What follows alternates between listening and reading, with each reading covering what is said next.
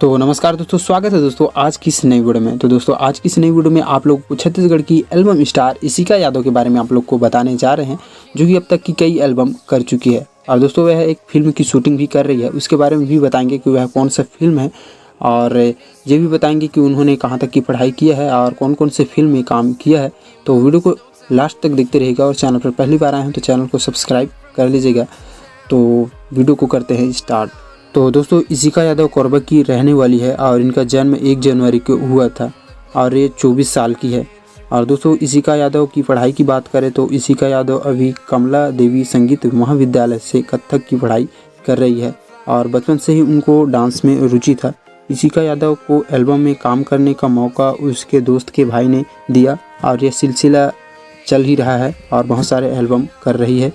तो दोस्तों इशिका यादव ने 40 से 45 एल्बम में काम किया है, जिसमें से 4-5 एल्बम बहुत ही ज़्यादा हिट रहा है, जिसके कारण से उन्हें कई बड़े कलाकार से काम करने का मौका मिला है। तो दोस्तों इशिका यादव ने 2 फिल्म कर चुकी है, काली द फाइनल और नौ बिहान। तीसरा फिल्म की शूटिंग चल रहा है और उस फिल्म का नाम है मिस यू सेठार।